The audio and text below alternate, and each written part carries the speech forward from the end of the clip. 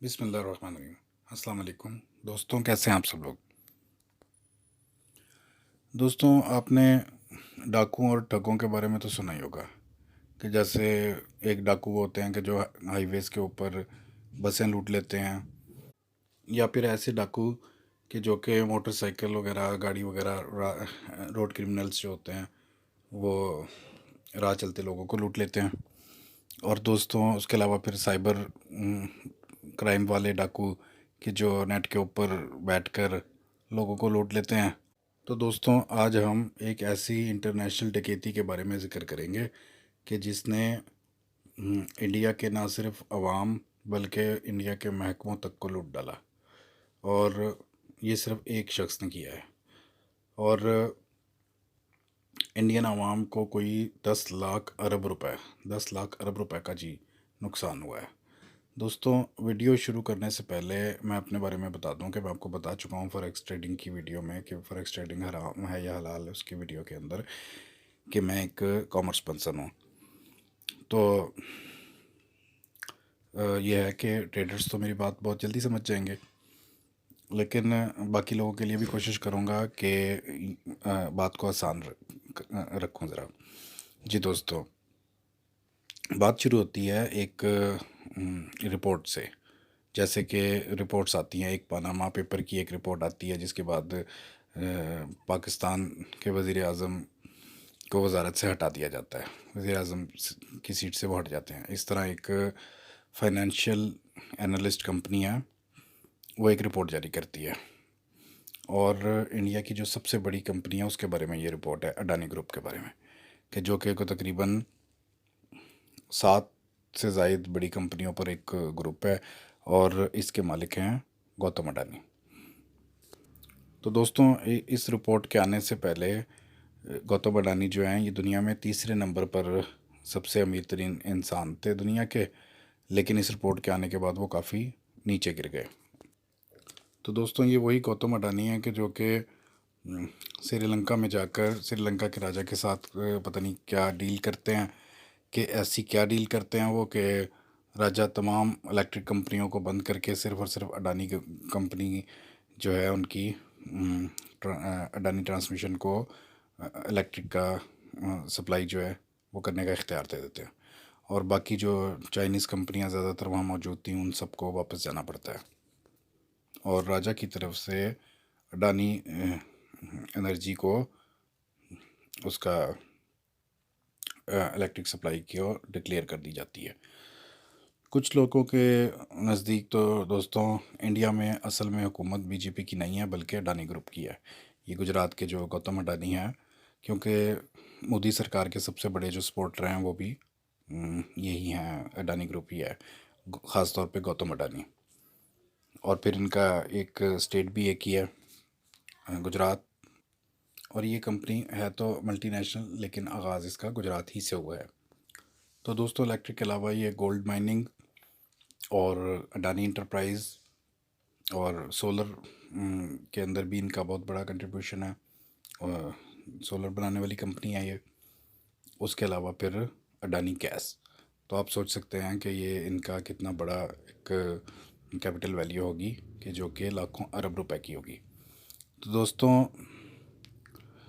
ये लुटने वाले अडानी ग्रुप, जिसमें इंडियन अवाम और इंडियन के इदारे बुरी तरह से लुटे हैं, उन्होंने इस ग्रुप में पैसा लगा रखा था और अब वो बुरी तरह से 10 लाख अरब रुपए का नुकसान उठा चुके हैं। तो हमने बात कर ली लुटने वाले की। अब दोस्तों, हम बात करते हैं लूटने वाले की। दोस्तों, इस शख्स का नाम है नेथन एंडरसन। नेथन एंडरसन, जो कि इसराइल के अंदर एक एम्बुलेंस ड्राइवर हुआ करता था। और ये जो शख्स है यहूदी, बनी इसराइली यहूदी, इसकी तालीमी काबिलियत है चार्टर्ड फाइनेंशियल एनालिस्ट, यानी कि इदारों को हासिल होने वाले सरमाया जो है, चाहे वो बैंकिंग से आए या फिर स्टॉक मार्केट से आए, उसका एक तज्जिया करने वाला। तो दोस्तों, उसके बाद ये शख्स जो है इंटरनेशनल फाइनेंस की डिग्री लेकर अमेरिका चला जाता है। कुछ फाइनेंस इन्वेस्टमेंट कंपनियों में ये काम करता है और फिर उसके बाद फिर ये अपनी कंपनी लॉन्च करता है, जिसका नाम ये रखता है हिंडनबर्ग। अब ये बड़ा हैरानकुन नाम है, क्योंकि हिंडनबर्ग जो है ये एक ऐसा जहाज़ था जो जर्मनी से उड़ता है और फिर अमेरिका में जाकर ये क्रैश हो जाता है, क्योंकि हाइड्रोजन जो है उसमें आग लग जाती है, और उसके बाद फिर ये जहाज़ बैन कर दिए जाते हैं। तो इस शख्स ने एक शॉर्ट सेल कंपनी बनाई, और फिर ये कंपनी लग गई दोस्तों दुनिया में बड़ी कंपनियों का डिज़ास्टर करने में।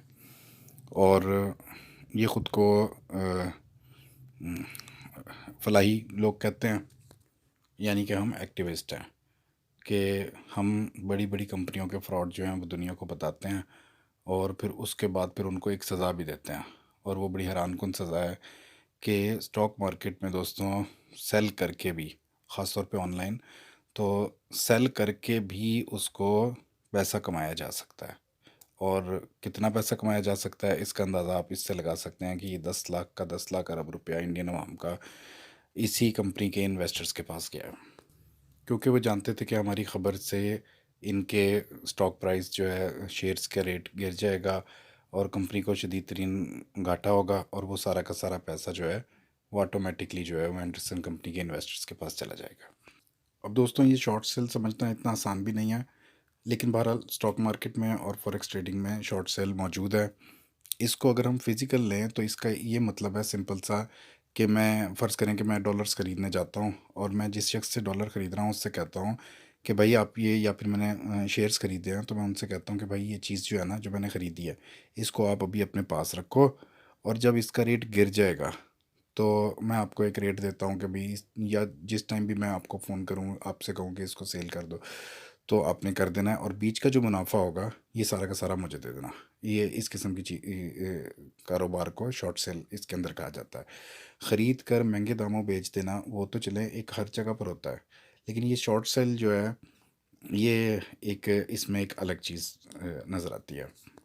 लेकिन बहरहाल स्टॉक मार्केट में और यहाँ पर फॉरेक्स ट्रेडिंग में दोनों के अंदर ही ये शॉर्ट सेल की ऑप्शन मौजूद है, कि आप अपनी चीज़ जो आपने बाई की है, या फिर आपने सेल, आप उसको सेल भी कर सकते हो, और सेल करने में ये होगा कि जितना भी रेट उसका गिरता जाएगा आपको मुनाफा मिलता जाएगा। तो इसी शॉर्ट सेल के ज़रिए से इस कंपनी ने बहुत ज़्यादा पैसा कमाया भी है, इसके इन्वेस्टर्स ने। अकेला एक शख्स तो इतनी बड़ी इन्वेस्टमेंट नहीं कर सकता कि 10 लाख की अरब की इन्वेस्टमेंट करे, लेकिन बहरहाल तमाम इन्वेस्टर्स जो इस कंपनी के साथ हैं, इन्होंने इससे पहले भी निकोला के साथ जो किया वो दुनिया जानती है, कि उनका एक उनके ऊपर इल्ज़ामात लगाए और उनकी रेपुटेशन ख़राब की, उनको ज़लील किया, और जिसकी वजह से अवाम का एतमाद उनसे उठता है। अवाम अपने स्टॉक जो शेयर्स हैं वो फौरी तौर पर सेल करते हैं, जिसकी वजह से शेयर्स का रेट गिरना शुरू होता है, और वो सारा का सारा पैसा जो है ऑटोमेटिकली इस कंपनी के पास चला जाता है। क्योंकि दोस्तों जिस दौर में हम जिंदा हैं यहाँ पर सिर्फ एक खबर ही कुछ भी कर सकती है। पाकिस्तान जैसे ताकतवर मुल्क के अंदर वज़ीर आज़म अपनी वजारत की सीट खो बैठते हैं। एलान मस्क सिर्फ एक ट्वीट करता है कि बिजली बहुत ज़्यादा लग रही है बिटकॉइन बनाने में, तो मैं इसको बंद कर रहा हूँ, जिसकी वजह से तकरीबन कोई 35-40 लाख रुपए, 80 लाख का बिटकॉइन जो है वो 35-40 लाख का रह जाता है। और जिस शख्स के पास एक बिटकॉइन भी हो तो इसका मतलब यह है कि उसकी एक ख़बर से उसको 50 लाख का नुकसान हुआ है। तो दोस्तों अगर कहीं से भी ऐसी कोई ख़बर आ जाती है कि किसी स्टॉक कंपनी ने ओवर वैल्यू किया है, यानी कि अपनी कैपिटल से, अपनी वैल्यू से ज़्यादा पैसा मार्केट से उठा लिया है, ज़्यादा शेयर्स बेच दिए हैं, तो वो एक ख़बर ही काफ़ी होती है उस कंपनी की रेपुटेशन गिराने के लिए। और अडानी ग्रुप के बारे में अगर बात करें तो इनका 3 साल के अंदर अंदर शेयर जो है वो एक 700 से उठ के वो 3035 रुपये में एक शेयर चला गया।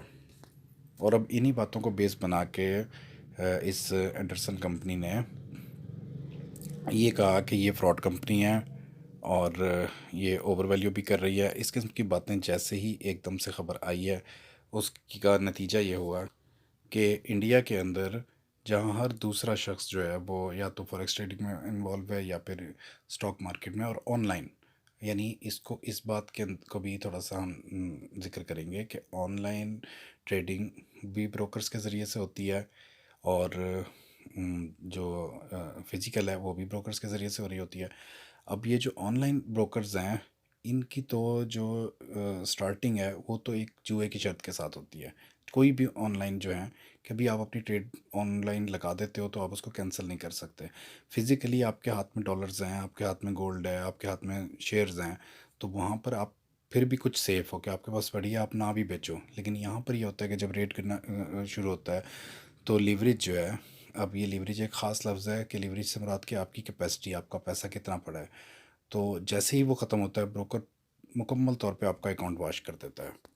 अब ये जो ब्रोकेज कंपनियां हैं, ये इन होना, किसी भी आम शख्स का स्टॉक मार्केट में इन होना या फॉरेक्स में इन होना इतना आसान बना देती हैं कि फॉरेक्स तो 1,000 रुपये से भी वो इश्तेहार देते हैं कि आप अकाउंट खोल लो अपना और अपनी किस्मत आजमाओ। अगर बढ़ गया रेट, जो आप गोल्ड में इन्वेस्ट करते हो या किसी और चीज़ में, यूएसडी कैड में करते हो या किसी भी करेंसी में आप इन्वेस्ट करते हो, तो अगर बढ़ जाता है, बढ़ता रहता है, तो आप उससे कई हज़ार लाख भी कमा सकते हो।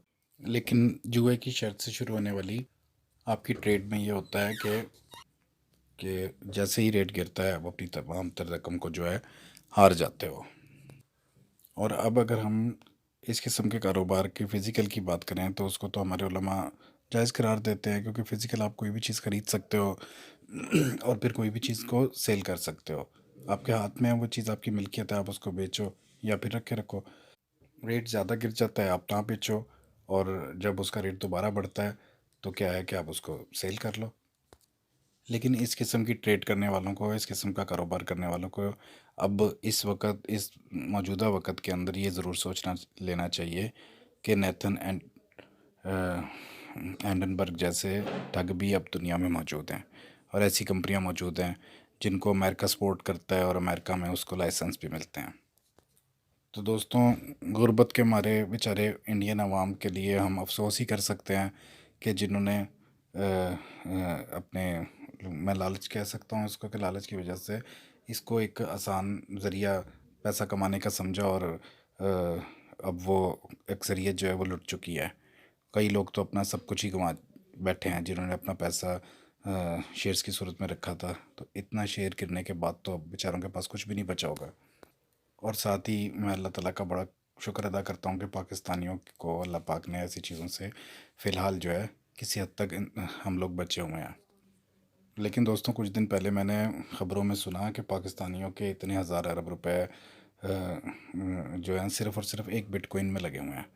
अब जो कि जिसका रेट आप जानते हैं कि कभी 100-200 रुपये हुआ करता था, और अब 80 लाख का एक बिटकॉइन। और ये डिजिटल करेंसी जो है, इसका रेट इतना ज़्यादा क्यों बढ़ा? क्योंकि इसके स्टॉक को मैनिपुलेट किया गया, उसकी एक लिमिट रखी गई, जिसकी वजह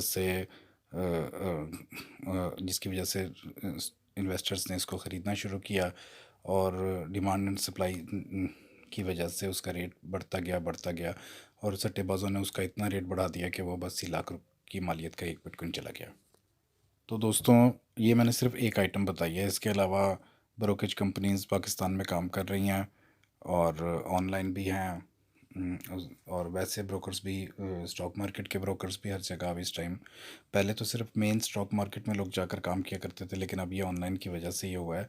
और ऑनलाइन तो मुकम्मल तौर पर जुए की शर्त से शुरू होता है, ये हम लोगों को याद रखना चाहिए कि भाई आप अपनी ट्रेड को कैंसिल नहीं कर सकते। फिजिकल आप उसको रख सकते हो, जब बढ़ेगा आप बेच सकते हो, लेकिन यहाँ पर क्या होता है कि ब्रोकर जो है वो आपका तमाम अकाउंट वॉश कर देता है कि आपको तो नुकसान हो रहा है ये कहकर। तो दोस्तों, मैं तमाम ट्रेडर भाइयों को जो स्टॉक मार्केट में या फॉरेक्स में काम करते हैं, उनकी तवज्जो ख़ास तौर पर इस डिज़ास्टर, अडानी ग्रुप के डिज़ास्टर की तरफ करवाऊंगा, कि जिन्होंने हिंदुस्तानी अवाम का, वो हम दुखी कर सकते हैं उनके लिए कि देखो बेचारों के साथ क्या हुआ है, और गरीब लोगों के साथ क्या हुआ है, कि वो 10 लाख अरब रुपया जो है, उसमें बैंक्स भी इन्वॉल्व थे, इंश्योरेंस कंपनियां थी, लोगों का पैसा था, तो वो सब के सब लुट चुके हैं इस टाइम। दोस्तों, ये दौलत और लालच की वो दलदलें हैं, और आसान नज़र आने वाला रिज़्क है, लेकिन जबकि ऐसा नहीं है। इस मार्केट का एक झटका ही इंसान को हार्ट अटैक करा सकता है, जब उसे ये मालूम हो कि उसका सब कुछ लुट चुका है। इसलिए मेहनत करके हमें कमा लेना चाहिए, लेकिन इस तरफ नहीं जाना चाहिए। और दोस्तों, ये आसान रिज़क नहीं है, ये परेशान रिज़क है, जहाँ पे हर वक्त ये खौफ है कि मैं किसी भी टाइम लुट जाऊँगा। जैसे कि आज इंडियन अवाम लुटी है, जिन्होंने अडानी ग्रुप में पैसा लगाया था, और इंटरनेशनल ठगों ने वो ऐसा लूटा है, ना सिर्फ कंपनी बल्कि अवाम तक को लूट डाला है। दोस्तों, आखिर में मैं अल्लाह पाक की ही सिखाई हुई एक दुआ का ज़िक्र करूँगा। हम लोग मुसलमान जब मस्जिद में नमाज़ पढ़ने जाते हैं तो मस्जिद के दरवाज़ों पे, हर मस्जिद के दीवार पर ये आयत करीमा लिखी होती है, अल्लाह मफ्तालना बाबा रहमतिका। और दोस्तों, ये मुकम्मल आयत करीमा है, वसाहिलना अल्लाह मफ्तालना बाबा रहमतिका वसाहिलना बाबा रिस्क। या अल्लाह अपनी रहमतों के दरवाज़े हमारे लिए खोल दे और रिज़्क़ के रास्ते हमारे लिए आसान कर दे। तो आसान रिज़्क़ एक बहुत बड़ी नेमत है। तो अल्लाह ताला से ये दुआ करनी चाहिए, अल्लाह ताला आसानी के साथ दे। इतनी दिली परेशानी वाला रिज़्क़ जो है, इससे अल्लाह ताला हमें बचाए रखे। और दोस्तों, एक अजीब दुआ मेरे जहन में आई है कुरान पाक की। तो शायद इस वक्त ट्रेडर्स इसका जो मतलब है वो दिल की गहराइयों से जान लें। सबसे ज़्यादा मुझे लगता है कि वही जानेंगे इसका मतलब। और वो दुआ कुछ यूँ है, रब्बना अफ़रिग़ अलैना सब्रन व सब्बित अक़दामना वंसुरना अलल कौमिल काफ़िरीन। या अल्लाह पाक हमारे ऊपर अपना सब्र जो है वो फ़राख कर दे, हमारे ऊपर डाल दे सब्र। यानी जितना आप दें तो उस पे हमें सब्र रहे, और हम ज़्यादा लालच में ना पड़ें। और उसके बाद क्या है कि हमारे कदम जमाए रखे अल्लाह ताला हमारे।